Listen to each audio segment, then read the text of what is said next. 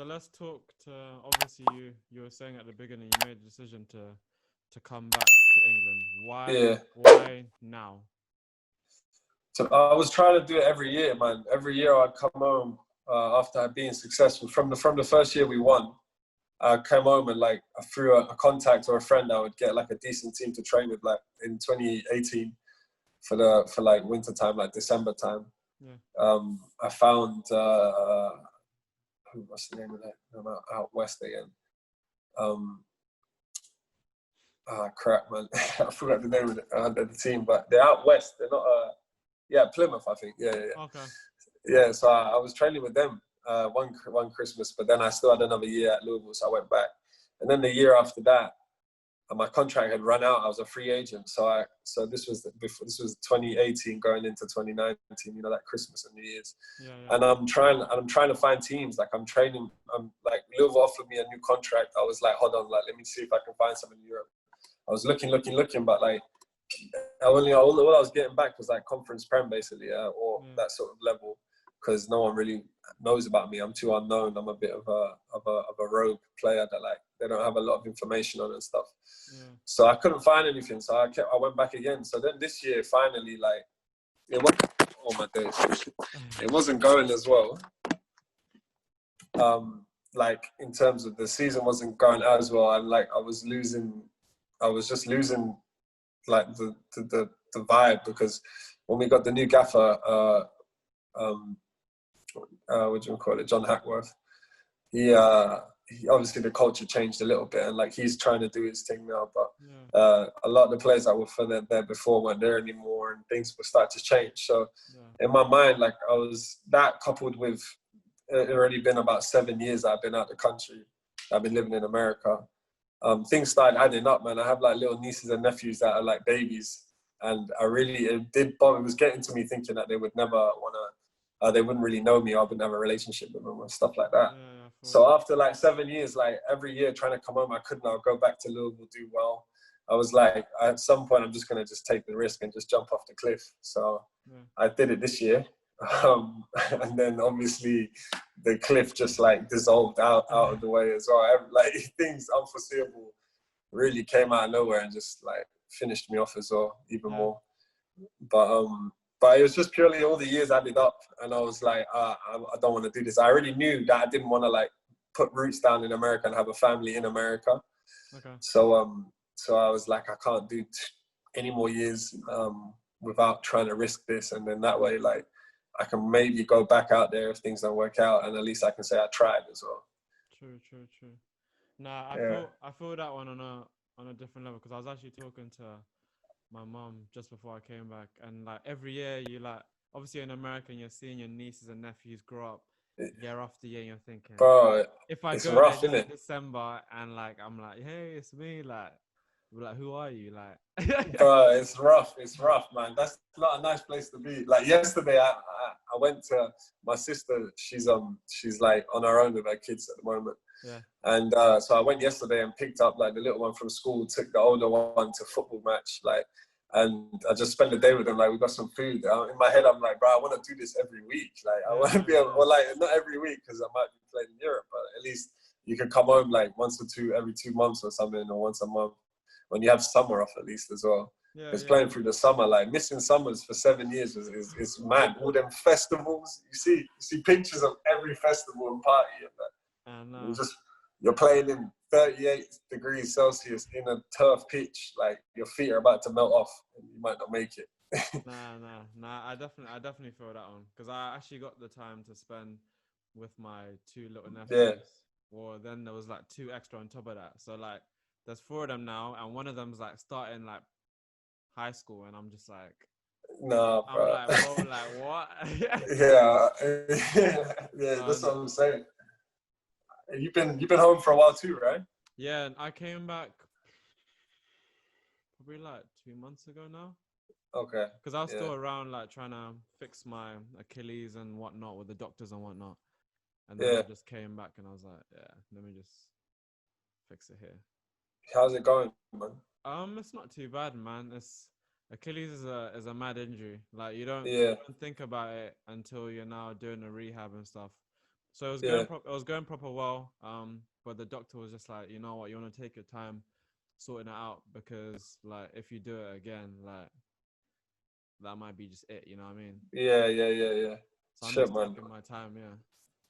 Yeah, that's tough. But I mean, now I think now this moment in time was a good, like this moment, sorry, that was a good time to take a step back anyway, like this whole year, because it basically didn't even happen anyway this year for so many people. I can't lie. It probably worked out in my favor more because obviously football stopped, didn't it? So Yeah, it gave me more exactly. time to recover, and everyone's in the kind of the same boat.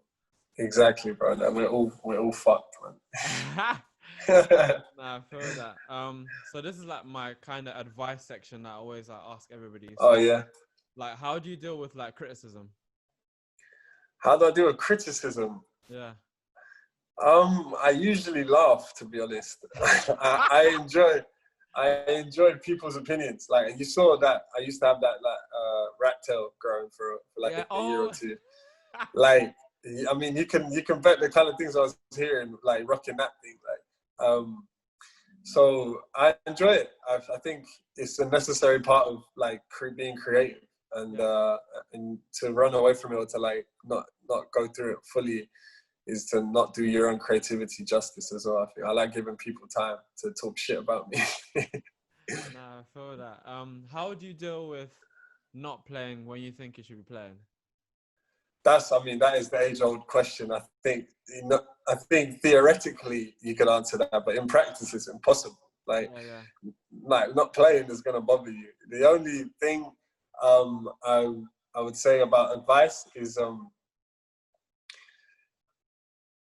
I mean, just I use it as fuel to train harder than the other guy, you know, because Yeah. there's going to be a lot of energy and emotion that isn't very positive, but it's there and it's been built up. So it's charged, you know. So Yeah. if you can release it, if you can turn it and mold it into like when you're on the training pitch and you're like running past him, or you're just constantly showing that you're better than him, then that's a positive thing. Other than that, um, yeah. I mean, theory and practice, two different things. You know what I mean? No, for sure. I remember when I wasn't playing on the actual game day, like you feel all sorts of stuff. You know, you're like in your head, you're like, I want us to win, but not by too much. You know, you're like, or like I was a centre back, so anytime I'm not playing, I'm like, yeah, if we win 4-3, I'll be happy. You know what I mean? Yeah. Like a 4-3 disaster where you know there's a few horrible errors in the back, but we still win the game. You know, like. So like I don't know if I'm the right one to ask, you know, just it's hard. It's a tough No, one. true. Because like most people like they'll be like, oh yeah, like train harder, and which is the right answer. But like you said, there's like that negative. Like I know I'm better than this guy. I should be playing ahead of him, but Yeah, maybe it's not the time or whatever. Because I definitely felt it when I was at San Antonio the first time, and yeah, like my team was like like we had bare like vets okay, a lot, and I was like, yeah, at one stage I was like, okay, like I'll let it go the way that the manager has planned it to be, yeah. and then once I'm on the training field, then I'll show them what I can do That's ahead of it, the man. rest. Yeah. Like it's a very age-old cliche, but you just have to control the things you can control, you know. Yeah. And all you can control is your behavior, the way you react to things, the way you choose to see things, you know, and your actions. So like, there's nothing. If you're not being played, that's got nothing to do with you. You know, all you can do is control the things in front of No, for sure. If there you. was Yeah. anything in your career so far that you could change, what would it be? I mean, that's quite an easy one. Obviously, like just make it already in England when I was 18. Yeah, so, I feel that. so get a pro, or like stick around in England and play like League Two and see if you can bounce up. Yeah. Yeah, I would say that much, because that was the turning point. And definitely going on this journey has made me who I am, which I'm so grateful for. Yeah. Because I would never imagine I'd be like who I am and how I do things now before. But I would have liked to have stayed in England and carried on playing, I think. But that's just like being able to see 10 years in the past, you know.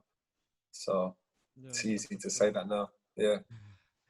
And if you have any advice for any like youngsters coming up trying to make it to the professional game, what would one piece of advice be? I think this is something I value highly. I don't know if people will all agree with it, but find a mentor, find a good mentor, because if anyone who's ever done anything is because they've had the right like master, you know, teacher, mentor, guider, like however you want to see it, like apprentice to the master, you know. So find someone who can help shape that path that you want to make, because you won't ever know all the answers, you know. You won't ever know what to do, especially when you're young. I didn't know what to do. So if you can find people that help guide you, then stick with those people and use them, you know. No, for sure. I never actually thought of that, but that's kind of one of the reasons why I started this, because I know that me growing up, like there was a lot of I went basically like through the same stages as you, but just skipped out the non-league stuff. As soon as I finished with Luton and didn't get my pro, I went straight to America, and that's where I've been.